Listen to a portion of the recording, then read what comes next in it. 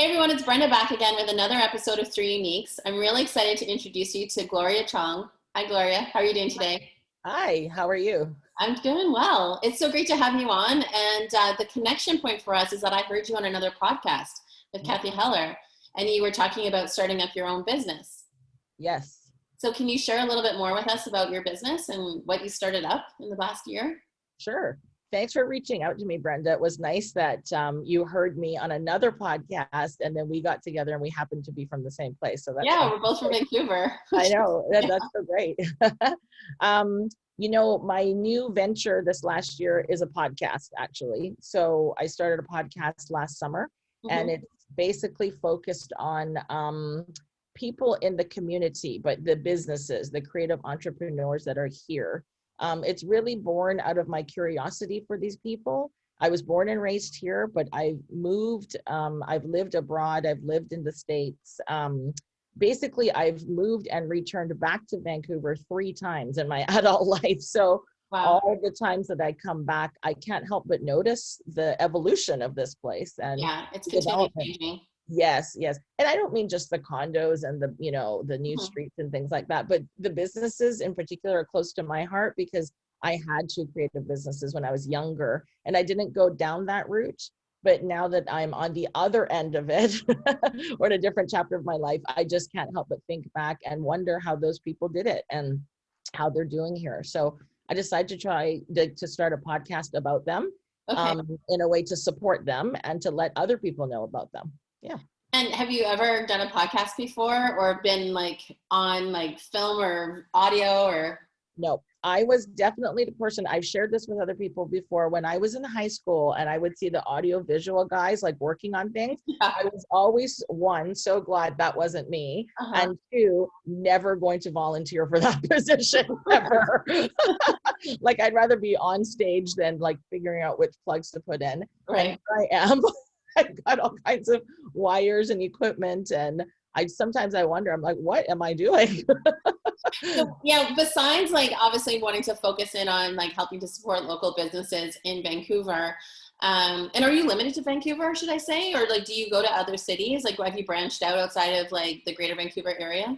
I'm not limited to Vancouver. Actually, I consider Canada as a whole, but there's so many people right here that I've had, I've interviewed 1 or 2 women up in the Yukon, actually.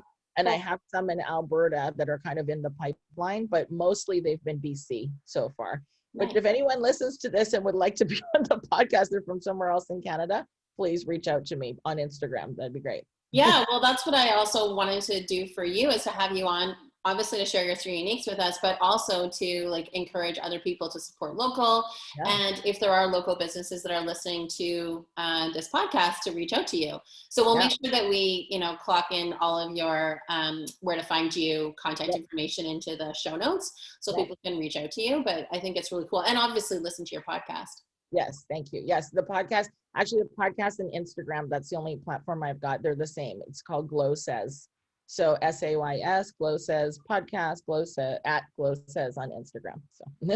Okay, awesome. And then what do you do outside of podcasting? Because this just started over the last year. So there's been this whole evolution to where Gloria is today. That's right. Well, the podcast has taken over my life, I'd say, in many ways. but I am a mom. I have 3 kids, and I think the other time is filled with a lot of driving. I have an elderly parent and just the typical life things, I would say. Yeah. And trying to get into some kind of exercise routine. That is always something I'm trying to do. Yeah. Well, speaking as a mom, I know what that's like as far as driving. So yes. Just always making sure I've got gas in the car. That's my main objective every morning. Exactly. Well, and somehow I've also been trying to pass on the job of being everyone's secretary, but that's not, or assistant. It's not working that well. I think that's why I need an assistant as well, so I can assist other people. So, and many moms can relate, I'm sure. Yeah, absolutely. So Gloria, let's hear about your 3 uniques. I'm super excited. Okay. Well, I guess they're not exciting, uniques at all when I was thinking about it, and they're not sexy in any way. but I think the 3 uniques are things that people say about me quite often, so I'll just use those. 1, reliable. 2, resourceful. And 3, I'm always ready. I'm ready for it.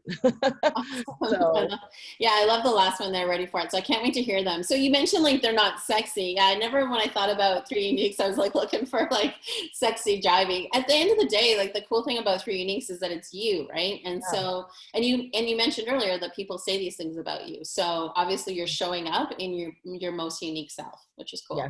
Yes. So there you go. Yeah, absolutely. So, okay, let's hear about the first one. Yeah. Okay. If you want me to dive in a little bit, reliable. I mean, again, I don't know that this stands out because I think most mothers are reliable, but you know, I will always do my best. I really don't believe in bailing or disappointing people. I don't think it's related to a pleasing people thing, although that's probably part of it. But I really would rather find another solution if it's necessary. Do you know what I mean? If I really can't come through with something, I'd rather find another solution, or I really will just push through and finish that thing, whatever it is that I said I'm going to do. Okay. So maybe that's why reliable comes up quite a bit for That's me. Cool though, because like, yeah, people can count on you for it. Yeah, I think so. And if they can't, then I really try not to say it. I just try not to step up for it because I really have that kind of commitment thing. I just have to finish it. Right. Yeah. The second thing, resourceful. That's another word people have used for me. I never considered myself that way, but I guess I try to make use of what I have around me, not just physically, but it could be an opportunity. It could be a situation. It probably goes hand in hand with the reliability piece. You know, if I have to find another solution, then I will figure it out somehow. Right. Some people would consider themselves creative, I guess, in that way. I think resourceful is probably more applicable to me. Yeah, that resonates with you more. And so, like, when we talk about like the AV guys in high school that you tended to like kind of stay away from because you're like, I have no idea what they're doing. So like going into the world of podcasting, what was some of the like places that you dived into as far as like resources, like, or where would people start, right, you know, podcasting if they wanted to?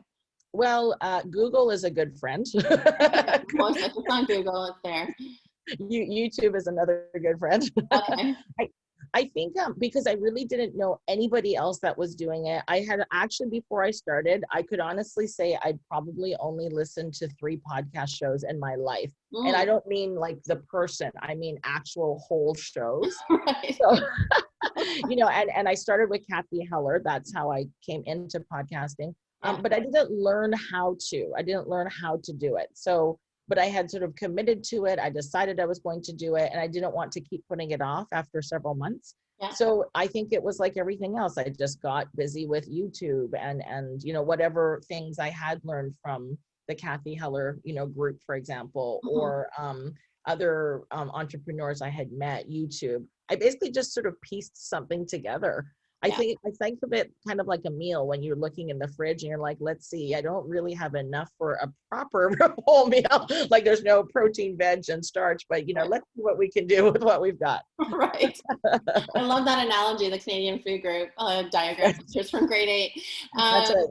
Yeah. So I think that's also really amazing too, and a good testament to you and your resourcefulness, right? Like you don't necessarily have to have the full picture or all the step-by-step process, but at some point or another, you're going to dive in and you're going to, you know, get through it, and you're going to pull on like resources where you find them. And, you know, I'm sure like how you said, where are you at right now in your podcast series? Like 35, 40 people you've interviewed, somewhere around there? Yeah, I've interviewed about 35 to 40 people. In the universe, I've probably released, I can't even remember now, maybe 20 shows. Yeah. Because you know how it goes, you batch some and you put some aside. So yeah, like I'm definitely in it. I'm in the thick of it now. Right. But there were many times that, you know, I wanted to quit or to stop, but I can't do that because when I've committed to someone or they've committed to me, I'm going to carry that through. Right. So awesome. Yeah. It's a vicious cycle within myself, I guess, in my own head. Yeah, that's all part of learning, right? And developing that level of mastery. There's going to be days where it's not necessarily going to be perfect, but you know, if you're still committed to it and you're clear on that commitment, that like gets you through the next level. Yeah. Awesome. Because I think at the end of the day, I really like people, and I'm going to, you know, I'm trying to do this to support people. I'm sure you hear this a lot, you know, people who like people tend to be connectors, they tend to like community. And I do like all that, like everyone else, but I just wanted to do something like, step it up a notch, I guess. And the podcast to me was doing that, stepping it up a notch. Yeah. I love that. That's great. And then your last unique, ready for it. Ready for it.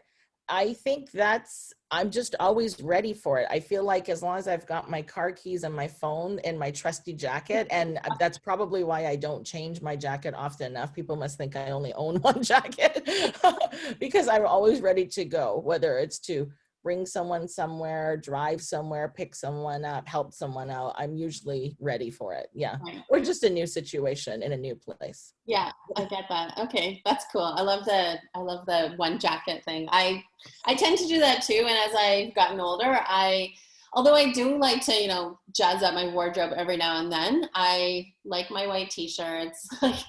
I'm wearing my Lululemon pants, which you can't see, but that's like, when everyone talks about gravitating to work from home, it was like perfect for me. I was like, awesome. Sorry, what were you saying in that last part? I said I like your shawl. It looks good. Yeah, I put that on because it's sunny in Vancouver, as you know, but it's still cold this week. It is very cold this week. I heard it was going to get below -10. Is that true? I don't know. Yeah, like I think Tuesday, Wednesday, we're supposed to get to like -12. This is being recorded in February, everybody, just so you know. So it's not like it's like Canada in the summertime or something. Well, that's very unusual. And anyway, I just like that it's sunny. So I'm glad for that. So a couple other questions I have for you too, Gloria. Like when you're living your three uniques, kind of like what shows up for you the most? Like when you're like being reliable, being resourceful, being ready for it, like how do you know like you're in that zone? Like what sort of shows up for you? I think I know I'm in that zone when I don't feel stressed. I don't feel like things are out of control and I can just relax. That's another R word. I don't know why I came up with all these R words, but I feel relaxed. And then I feel like I can enjoy that moment, whether it's with the family or with what I'm making or doing. Maybe it's just taking a walk, but that's how I feel like for me. And for my business, like with my guests, if all those things are going well too, I feel like I can hear that they're relaxed too and comfortable, so that there's a real flow or connection between us. Yeah. Right. Or here's another R word for you, rapport. Rapport. Okay. That's a good one. Yeah, that's a good one too. Yeah. Okay. That's awesome. If you were hosting a podcast, I'm just going to put it into your world. If you were hosting a podcast with, say, wannabe entrepreneurs that, wanted to start some type of small business in Vancouver or Canada, from your experience of just listening to small business owners, what advice would you give them? Like, is there anything that you've heard that you're like, hey, you guys should really consider these like 2 or 3 things first? Yeah. You hear, it's the cliche thing. You hear it over and over again. The advice that keeps coming up is just do it, right? Just do your thing. And just don't be afraid. Just try it. Right. Yeah. Just go ahead. Basically step forward. I guess that's just step forward. And of course doesn't sound tactical. I think a lot of people, want some more tactical advice, like what to consider, but I've talked to some very seasoned entrepreneurs now, and I would agree with them that now in this digital age, there's so many things that you can research and check out that gut check doesn't have to take that long. Do you know what I mean? Yeah. If there's something you feel like you want to try, you can do the research and take a look, and you can start small. We're talking small, not, mortgaging your home, taking a second mortgage on your home to start something. Right. Yeah. Yeah. Starting small, doing the research. And, once you feel comfortable enough, I think, maybe you do that gut check, but that level, it shouldn't take that long to get there. And then before you take just the next step forward, basically just to move forward. Yeah. Yeah, I love that. I mean, like, especially embracing the digital internet age that we're obviously like fully into now, especially with working from home. And this is our connection point for a lot of people right now when we're, obviously in this sort of COVID era and physical distancing, all these other things. Like, this is our way to communicate and connect with people. Yeah. But I think you're right. Like, there's so much instant validation that we can get from our ideas by just doing a bit of research on Google, YouTube. There's so many like how to do it videos on YouTube for anything. Yeah. I think so. And then you just try, and get some feedback. And I always feel like just in life in general, I think I can say this from a lot of the interviews I've gathered, but I feel like it's the same way that I would roll too. If it's not working, then just readjust, try again, reiterate. There's another R word, reiterate, but don't be afraid, right? Just keep trying. Yeah. Awesome. And don't think of yourself as a failure. Just don't get too caught up in the weeds. Just, keep going. Yeah, I think that's the other key thing, right? Like, don't get too deep down into the weeds, and try something, right? Ship it, see if it works, see if it connects with customers or your target interest group. Yeah. I think Seth Godin has a book called The Practice. I love it. I read it. Have you read it? Yes. Okay. I've only read some of it, but it's the general idea, right? It's like learning an instrument or language. You just have to practice. You keep doing it over and over again. Right. Yeah. And like ship it, right? Like just like, just keep playing that violin or whatever you're doing and you will get better. But like if you play only once, like, no, you're not going to get better. And you're definitely going to fall into that whole cycle of failure. Yeah. Yeah, I think so too. Yeah. So just keep at it. Awesome. Great. And last question for you. If I was to give you a billboard anywhere in the world and you could put anything on it, where would it be and what would it say? Where would it be and what would it say? Well, anywhere in the world. I mean, when I think of billboards, I think of highways. So I guess off a highway. Okay.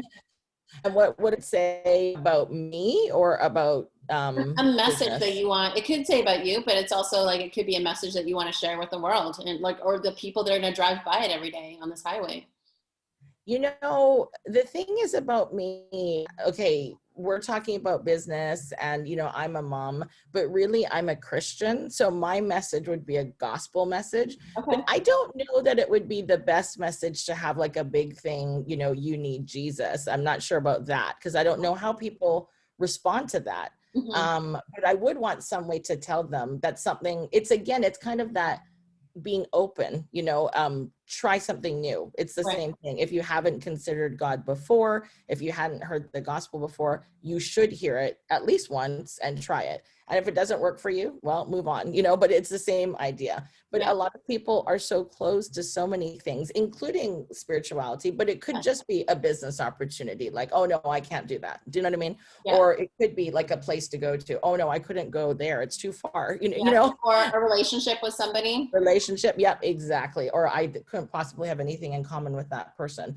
Yeah. But I feel the same way with God, with beliefs, with Christianity, those things. I just feel like people, life isn't very long. It's 100 years at the most. Yeah. It's, I think we've been given the opportunity to be open and to, be open to certain things to try. Yeah. Yeah. And fully embrace it.